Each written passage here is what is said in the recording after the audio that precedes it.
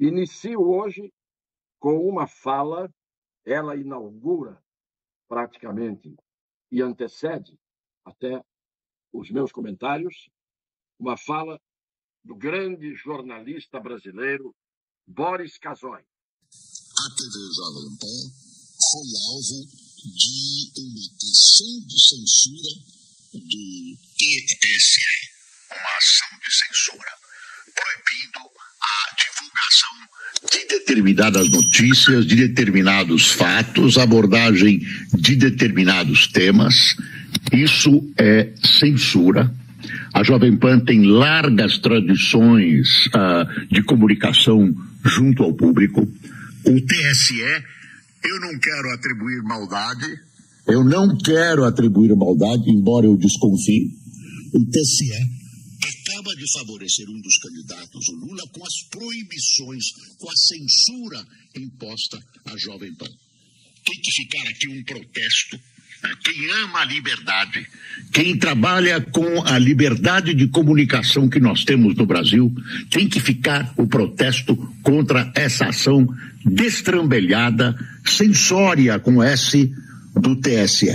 Você sabe como deve ser classificada essa ação catastrófica para a democracia do TSE? Como deve ser classificada? Isso é uma vergonha. Não é preciso praticamente haver nenhum comentário a mais na live depois dessas breves, mas certeiras, corajosas, justas palavras do Boris Casoy. O que ele disse é o que nós, com pobres palavras, vimos dizendo diariamente aqui.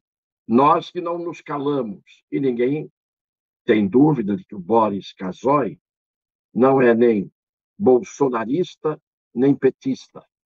Ele é um jornalista, dos poucos que ainda não estão extintos nessa categoria ou nessa classe em extinção. Porque o momento é muito sério.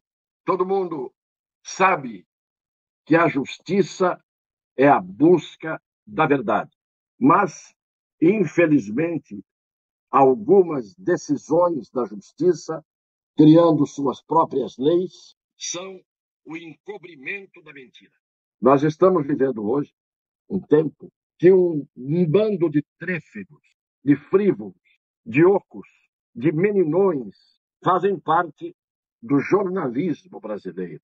Desprovidos de cultura, desprovidos de experiência, desprovidos de vivência, mas, antes de tudo, desprovidos de coragem, de brio e de vergonha, redações de televisão, de jornais, de revistas, de rádios, estão lotadas desses tréficos, desses frívolos, desses brejeiros, meninões e moçoilas que, além de não saberem redigir com correção a língua portuguesa e de falá-la com a mesma correção exigível, não tem o mínimo de idealismo em favor da liberdade, que é o que de mais sagrado pode existir em defesa do jornalista, do jornalismo e da imprensa.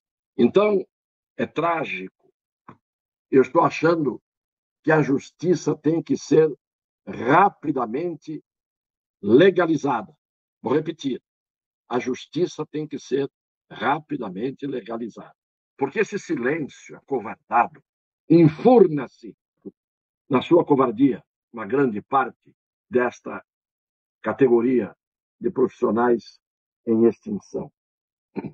Porque eu não posso, repito, conceber como se impõe uma das formas iniciais, mas mais absurdas de tirania, que é a censura, o corte da liberdade no início de você se manifestar, de você opinar, depois o corte da sua liberdade de ir e vir, depois o corte da sua liberdade de pensar e depois, finalmente, muitas vezes, o corte da sua liberdade de viver.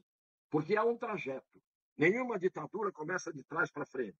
Começa da frente para trás. Eu não consigo entender como podem poucos homens impor regras que são abuso de autoridade, regras que não estão estabelecidas em Constituição e nas leis, estabelecer a censura, que é o primeiro passo para a perda generalizada da liberdade, e todo mundo obedece, e todo mundo aceita.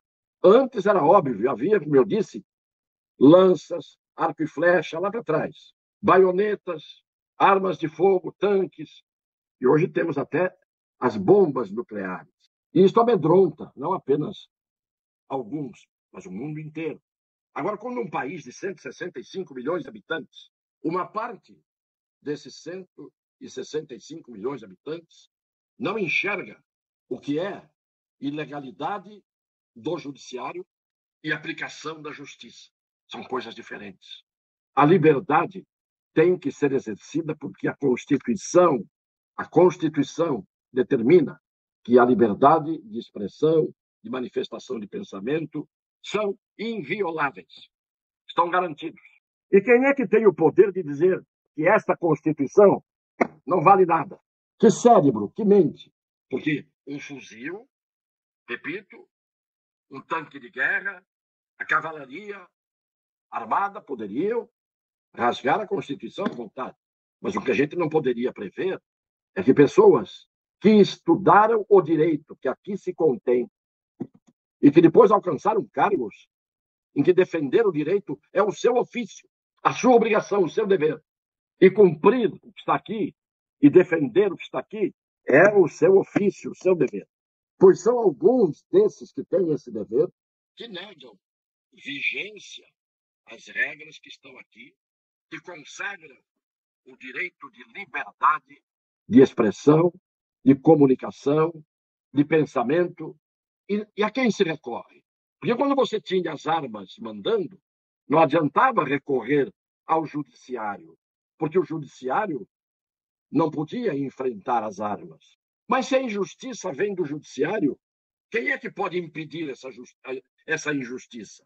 Então, nós estamos vendo hoje uma censura imposta à Jovem Pan, uma rádio que tem 78 anos de existência, com uma tradição de comunicação que qualquer país teria que se orgulhar dela, menos aqueles que só se orgulham dos próprios desmandos, das próprias bravatas e dos próprios abusos. Então, é uma parte de orgulhosos da ilegalidade, a pretexto de defender o direito e de fazer justiça. Mas, como disse o Boris Casoy, uma justiça que pende para um lado só, aquela balança da justiça que fica assim, que tem a venda nos olhos, mas é assim. É preciso que, pelo menos, o povo brasileiro não se deixe convencer de que ele deve ser passivo, omisso, ficar de quatro, de cócoras, diante de qualquer tipo de ilegalidade. Não é possível que continuemos a ver o que estamos vendo. Talvez seja preferível, se nada se faz e se tudo se aceita, abreviar esses tempos de segundo turno com uma resolução do Tribunal Superior Eleitoral amanhã, o TSE, dizendo: acabou a palhaçada. Está eleito o candidato do PT por nós. Muitos aplaudirão, muitos continuarão calados como estão, e estará definida uma eleição, e mais do que ela, a sucessão do tempo que virá. Onde está o senhor Miro Carta? Onde estão jornalistas que se acuaram? Já não vou falar dos da Globo, que não escapa um dos que estão lá atualmente. Aliás, a Globo, no tempo da censura, não recebia o censor em suas redações. Ela mesma cuidava de não dar as notícias contrárias ao governo na época. A censura entrava na Veja, que era outro tipo de revista. A censura entrava no Estadão, na Folha não, porque a Folha cuidava ela mesma de se violentar, até porque apoiou o que veio a partir de 68 no começo. Agora, esses da Globo, essas da Globo, que não são capazes de dizer uma palavra em solidariedade aos veículos de comunicação que são calados e proibidos, eles só vão sentir isso se um dia acontecesse com eles. Mas não acontece. Porque eles entram naquela do fazem tudo que o seu mestre mandar. Lamento que esta decisão, ainda hoje agravada por uma decisão mais dura do TSE, esteja aí vigente há 10 dias de uma eleição com uma participação. Porque aí eu digo, então era sugerir aqui que o TSE, se estivesse imbuído de boas intenções, que tratasse de dizer o seguinte: olha, está tendo muita confusão, está tendo muito abuso de parte a parte das campanhas, e eu, como Tribunal de Justiça, não vou puxar a sardinha para uma brasa, para um lado, que é o lado que eu tenho. Não, eu vou me reabilitar. Vamos adiar as eleições por um mês, para que todo mundo entre nos trilhos. Adiemos as eleições, não faz mal nenhum a ninguém. Ah, mas as datas estão marcadas conforme a lei e conforme a Constituição. Ah, agora a lei e a Constituição têm valor? Com tantas inovações que os ministros superiores já fizeram, passando por cima da Constituição e das leis, por que não agora, com a melhor das intenções e com o melhor dos resultados, por que não agora dizer, vamos adiar por um mês, fazer todo mundo se compenetrar de que tem que haver regras e não abusos, e daqui a um mês a gente vai para o segundo turno. Agora, 10 dias das eleições, fazer esse tipo de blitz é inadmissível. E eu continuo aqui teimosamente dizendo que estou falando, estou fazendo a minha parte. Quero cumprimentar os que foram solidários, poucos, e quero execrar, desprezar, abominar a covardagem do jornalismo que está há muito tempo com covas abertas pelas próprias mãos para sepultar o jornalismo, esta sagrada profissão eu exerci desde os meus 17 anos de idade.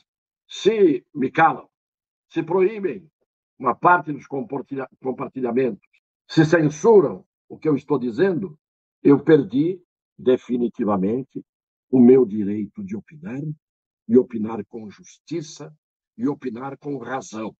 E ainda que não fosse considerada a minha opinião como justa e razoável, eu tenho o direito de dá-la. Que me punam por algum crime que eu tiver cometido ao falar aqui as coisas que falei. Procurem, vejam se acham algum crime. Portanto, termino deixando um beijo no coração das pessoas de boa fé.